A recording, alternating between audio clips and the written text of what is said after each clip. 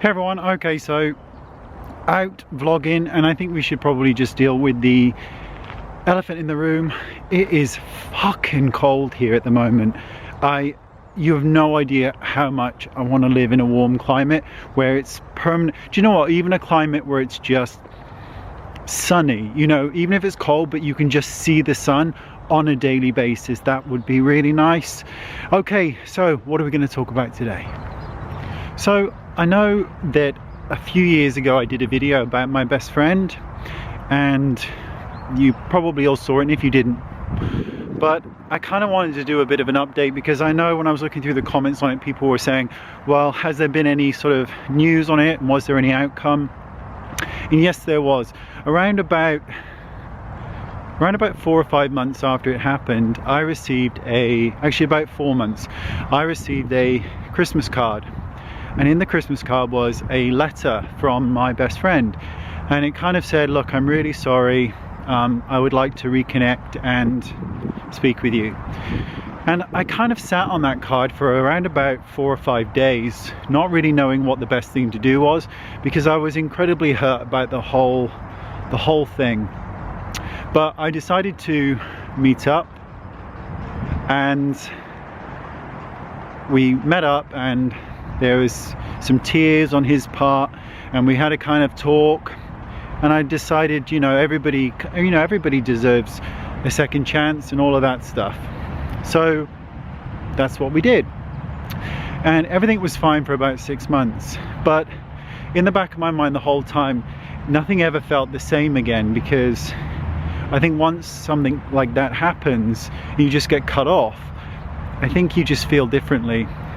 And around about after 6 months of being back in contact, he met somebody else, and we had a chat, and I said, look, obviously I want you to be happy, do whatever makes you happy, but just don't, cut me out again. And he was like, okay, I promise. You know where this is going, right? So the exact same thing happened again, but this time in slow motion. It wasn't an immediate dismissal, it was a very gradual one, whereas we would meet each other a few times a week, but then I'd get cancelled on, or things would come up, and I kind of get that because of the whole honeymoon period thing, but at the same time it was becoming really frequent, and the stories about this other gentleman were just so outlandish. Honestly, they were just bizarre, and I never said anything. I just kept my mouth shut because, it's none of my business. So the whole thing just happened again, and then he went on his merry way, and I have not heard from him since that day, which is probably nearly a year and a half, 2 years ago now, so a long time.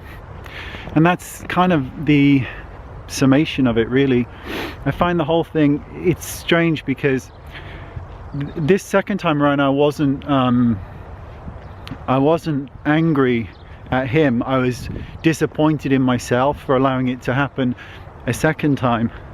But it's strange because even now, after all this time, I still think about him. There still isn't a day go past when he doesn't go through my mind. And while I would never go back, because I don't want to go back for a third time just to be shit on, I know that if he ever needed anything, I would be there and I would help him. But I don't know, it's a very strange situation when you still have an incredible amount of feelings for somebody, but you don't act upon them. You just let them sit there and do whatever they do.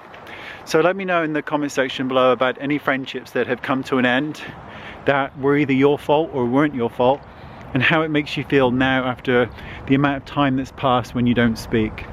Because I'd kind of like to know. And actually, I will say something. I did see him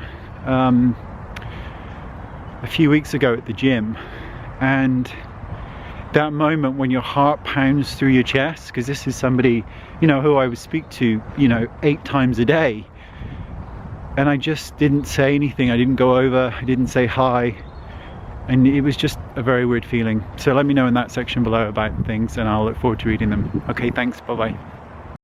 Okay, so click it. You see this? Click my box. Now how good an offer is that? That's it. click my box. If you are suffering or have, you know when you're applying your foundation and suddenly every single hair on your face stands on end, it makes your face look you know, like really hairy and there's no need for it, then click this box, that's me, and it will take you to a video where I explain how to lay down foundation so that the hair on your face lays down really, really smoothly. You know that peach kind of fuzzy hair? So it lays down smoothly and you don't end up looking like Chewbacca.